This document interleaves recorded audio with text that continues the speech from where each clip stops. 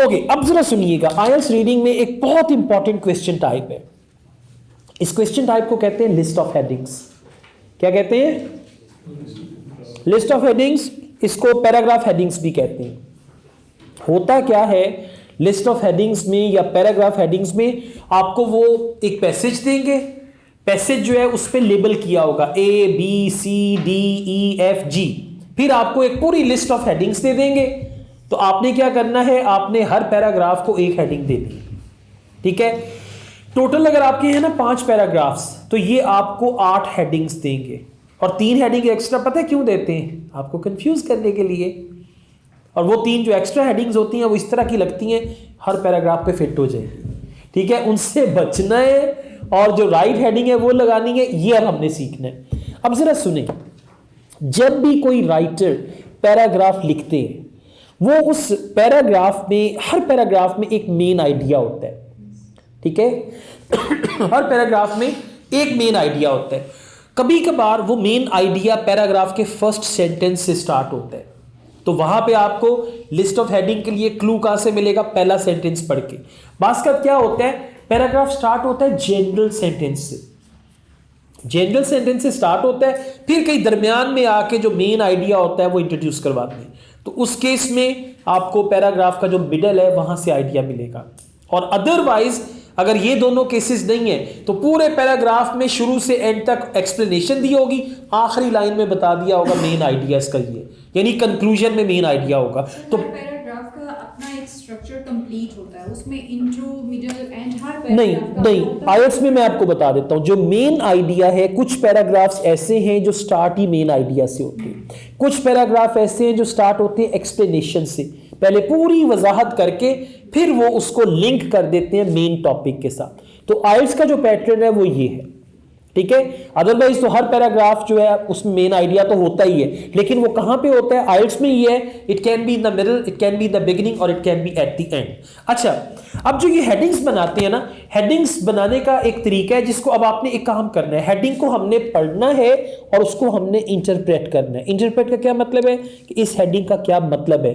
जब आप इसको इंटरप्रेट करेंगे तो फिर आपको वो हेडिंग पता चल जाएगा कहां पे लगनी है। और एक चीज याद रखिएगा, पूरी आईएलटीएस रीडिंग में आपकी इमेजिनेशन जो पढ़ रहे हैं, अगर तो आप उसको सोच रहे हैं, अगर आप उन वर्ड्स के इमेजेस बना रहे हैं, जैसे नहीं ग्रैंड मदर वाली कहानियां सुनते थे, बचपन में नॉवल पढ़ते थे, कहानियां सुनते थे, हम उसको इमेजिन करते थे।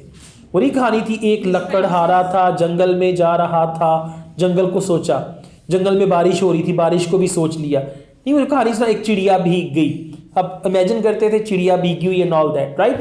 तो रीडिंग में जितना आप अच्छा इमेजिन करेंगे उतना अच्छे से आप आइडियाज को रिटेन करेंगे।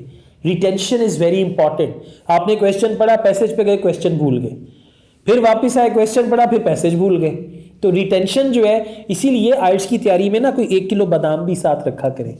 ठीक है, रोज सुबह उठ के 7 बादाम खा लिए तो उससे सुकून हो जाएगा। अच्छा, अब मैं बताता हूं इसको करना कैसे है। आइएगा जरा लिस्ट ऑफ हेडिंग्स पे सब लोग देखते हैं कि इसको हमने कैसे इंटरप्रेट करना है हेडिंग्स को। Heading number 1, scientists call for a revision of policy. अब साइंटिस्ट की जगह पे वो वर्ड यूज कर सकते हैं एक्सपर्ट्स, राइट, या फिर कोई भी और वर्ड, जियोलॉजिस्ट्स, या फिर कोई भी और word. Call for a revision of policy, revision of policy के लिए वो कह सकते हैं revise the plan, revise the policy, change the policy. इनमें ऐसा कोई वर्ड यूज अभी नहीं ढूंढना, अभी सिर्फ हम हेडिंग्स पढ़ रहे हैं। अच्छा जी, heading number 2, explanation for reduced water use. अब बताएंगे कि पानी का इस्तेमाल कम हो गया, क्यों कम हुआ, एक पैराग्राफ में उसकी एक्सप्लेनेशन आएगी। तो ये वाली हेडिंग वहां पे जाके लगेगी। Is this clear, right. Heading number 3 को हम यूज नहीं करेंगे। आप देख रहे हैं कि एग्जाम्पल पैराग्राफ बी दिया हुआ है, क्वेश्चंस में जाएं, देखें एग्जाम्पल पैराग्राफ बी दिया हुआ है, मिला सबको। इसके साथ हेडिंग नंबर 3 उन्होंने ऑलरेडी लगाई हुई है, तो हेडिंग नंबर 3 यूज नहीं होगी, एक हेडिंग एक दफा यूज होगी। तो सबसे पहले तो हेडिंग नंबर 3 को काट दें, हेडिंग नंबर 3 पे पेंसिल फेर दें कि इस हेडिंग को हमने यूज नहीं करना, और एक हेडिंग एक दफा यूज होगी, और हमने पैराग्राफ बी को भी नहीं पढ़ना। ओके, उसके बाद दिया हुआ है जी, irrigation systems fall into disuse के इरिगेशन सिस्टम जैसे हमारा नहरी निजाम है और वो फिर इस्तेमाल के लायक नहीं रहे, ठीक है, fall into disuse. Heading number 5 है इन्वायरमेंटल इफेक्ट्स। अब एक ऐसा पैराग्राफ जिसमें आपको इन्वायरमेंट का जो इंपैक्ट है उसके बारे में बताएंगे। कोई भी चीज के प्लास्टिक का इंपैक्ट क्या हो सकता है, इस चीज का क्या हो सकता है। Heading number 6 financial cost of recent technological improvements के फाइनेंशियल कॉस्ट की नई टेक्नोलॉजी लाए हैं उस पर कितना पैसा लगा। तो एक ऐसा पैराग्राफ जहां पे billion dollars, million dollars, numbers, amounts, finance, cost, money, उसकी बात हो रही है। Heading number 7 relevance to health. जब भी वो हेल्थ की बात करेंगे, हेल्थ का नाम लेंगे, डिसीजेस का नाम लेंगे, बीमारियों के बारे में बताएंगे, तो आपने देखना है एक ऐसा पैराग्राफ जहां पे हमें हेल्थ के बारे में बताया जा रहा है। Heading number 8 addressing the concern over increasing population. ठीक है कि पॉपुलेशन बढ़ रही है तो एक पैराग्राफ में वो उसको एड्रेस करते हैं कि जो हमारा कंसर्न है कि आबादी पूरी दुनिया की बढ़ रही है उसके बारे में। तो पॉपुलेशन का वर्ड यहां पे इंपॉर्टेंट। इसके बाद आ गया जी heading number 9 surprising downward trend in demand of water. Surprising के लिए वर्ड यूज करते हैं वो अनएक्सपेक्टेड, कोई भी ऐसा word unexpectedly, surprisingly, right. So हमें पता चल जाएगा downward trend in demand of water कि पानी की डिमांड कम हो रही है। Heading number 10 need to raise standards कि हमारे जो स्टैंडर्ड्स हैं यानी उसको इंप्रूव, रेज का मतलब है, रेज योर स्टैंडर्ड्स का मतलब है इंप्रूव योर स्टैंडर्ड्स। कि कैसा पैराग्राफ जहां पे वो बताते हैं कि हमें स्टैंडर्ड्स को इंप्रूव करने की जरूरत है। Heading number 11 description of ancient water supplies. यहां देखिए बहुत आसान है। एंशिएंट का मतलब है कोई बताएंगे आपको रोमन टाइम में पानी की सप्लाई क्या हुआ करती थी, एंशिएंट इजिप्ट में पानी की सप्लाई क्या होती थी। तो ये आपका जो पैराग्राफ है ये पास्ट में होगा। अच्छा, अब आपने हेडिंग्स पढ़ ली, इसके बाद आपने क्या करना है, now you will come to the paragraph, right. Headings को मतलब आपके हो सकता है कॉन्शियसली हेडिंग्स याद नहीं होंगी, लेकिन जो आपका सबकॉन्शियस है, सबकॉन्शियस में हेडिंग्स चली गई हैं अगर आपने उनको इमेजिन करके पढ़ा है तो। अब आप लोग आए पैराग्राफ ए पे, making every drop count. So the history, अब जरा सुनिएगा गौर से। The history of human civilization is intertwined with the history of the ways we have learned to manipulate water resources. As towns gradually expanded, water was brought from increasingly remote resources. अब यहां तक general बात हो रही है, अभी तक specific बात नहीं आई। Leading to sophisticated engineering efforts such as dams and aqueducts. At the height of the Roman Empire, 9 major systems with an innovative layout of pipe and well-built sewers supplied the occupants of Rome. अब ancient की जगह पे क्या आ गया, रोम की बात कर रहे हैं, उनका क्या सिस्टम हुआ करता था। अब आप लोग मुझे बताएं इसको कौन सी हेडिंग लगेगी। Description of ancient water supply. Heading number 11, 4 नहीं, heading number 11 description of ancient water supply. और वाटर सप्लाई कहां की है, रोम की। तो उसका बताया कि वहां पे क्या हुआ करता था। अब होगा क्या, क्वेश्चन नंबर 14 पैराग्राफ ए, राइट आंसर हमारा हो जाएगा 11। और ये 11 आपने लिखना है रोमन नंबर में। इसमें लिखने रोमन नंबर में, क्योंकि देखिए सारी हेडिंग्स रोमन में है ना, ठीक हो गया।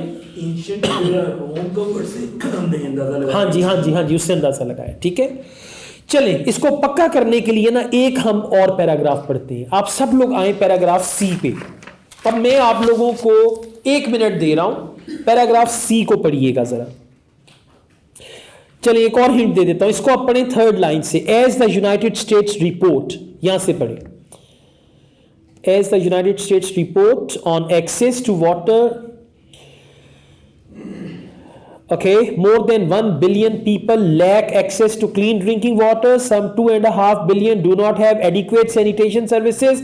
फिर क्या बोल रहे हैं, preventable water related diseases kill an estimated water related diseases.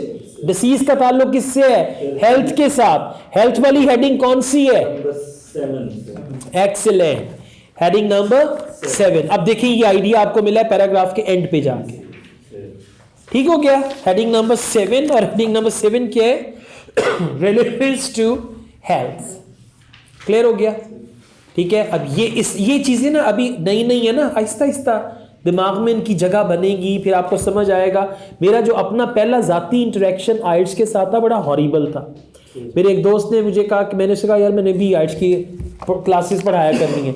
मैं पढ़ाता था स्पोकन इंग्लिश, तो मुझे उस कॉलेज वालों ने कहा आप आइट्स पढ़ाया करें। मैंने कहा अच्छा देखते हैं आइट्स क्या चीज़ है, छोड़ दें इस बात को, पुरानी बात होगी, लेकिन 2000 में ही है, 2008 7 या 8 की बात है। अच्छा, तो उन्होंने कहा जी, अब मैं उनके पास गया, उसने मुझे एक लिसनिंग का टेस्ट दिया, ऑडियो चला दी, मुझे कहता बैठ जाओ इसको सॉल्व करो। कुछ नहीं बताया कैसे सॉल्व करना है, क्या होता है। मैंने उस टेस्ट को सॉल्व किया तो 40 में से मेरे कोई 12-13 आंसर्स ठीक हुए, बाकी गलत। तो मेरा फर्स्ट एक्सप्रेशन या रिएक्शन क्या था, स्पोकन इंग्लिश पढ़ा रहा हूँ ठीक है, इसको दफ़ा करो, मेरे बस की बात नहीं है। तो उसको मैंने कहा यार मेरे 12-13 आंसर्स ठीक हुए, अब क्या करूँ। कहता अब इसको दोबारा करो। फिर दोबारा किया, फिर एक और दोस्त से मिला, फिर करते करते डरते डरते हौसला करके आइट्स पढ़ाना शुरू किया। फिर आहिस्ता आहिस्ता आहिस्ता आहिस्ता चीज़ें बेहतर हुई। तो आप लोग उस स्टेज पे हैं जहाँ से गुजर के मैं यहाँ पे आ गया, ठीक है। आज अगर मैं यहाँ पे बैठा हूँ तो इंशाल्लाह चंद महीनों के बाद आप भी किसी मुकाम पे बैठ के आइट्स की कोचिंग दे रहे होंगे या किसी को गाइड कर रहे होंगे। तो हमारी जो लाइफ के स्टार्ट्स होते हैं ना वैसे ही होते हैं। फियर तो एक हर चीज़ में घुसा हुआ है, राइट। तो आपने फियर जो है आइट्स को लेके अब यहाँ से लेके नहीं जाना कि आइट्स नहीं मैंने करना, मैंने भाई जाना ही नहीं। यूके का भाई का किसने जाना था यूके, भाई का इरादा यूके जाने का, एंड पे कहीं दफा करो आइट्स को मैं मरीद के चला जाऊंगा। हाँ मरीद के चला जाऊंगा, यूके नहीं जाऊंगा। तो वो नहीं करना, ठीक है। अच्छा जी, तो लिस्ट ऑफ हेडिंग्स की एक आखिरी बात बता दें, सर पूरा पढ़ के समझ के फिर ही नहीं कोई जरूरी नहीं, इसमें आपने करना है स्किम रीड। स्किम रीड में सारा नहीं पढ़ते, स्किम रीड में इंपॉर्टेंट चीदा चीदा वर्ड्स को अंडरलाइन करते जाएं। और वो जो चीदा चीदा वर्ड्स हैं वो क्या हैं, नाउन्स, वर्ब्स, एडजेक्टिव्स। प्रेपोजिशन के मीनिंग क्लियर नहीं होते, आर्टिकल का मीनिंग तो वैसे ही हमारी लैंग्वेज में नहीं है, ठीक है। नाउन्स, वर्ब्स एंड एडजेक्टिव्स, ये इनको आपने फोकस कर।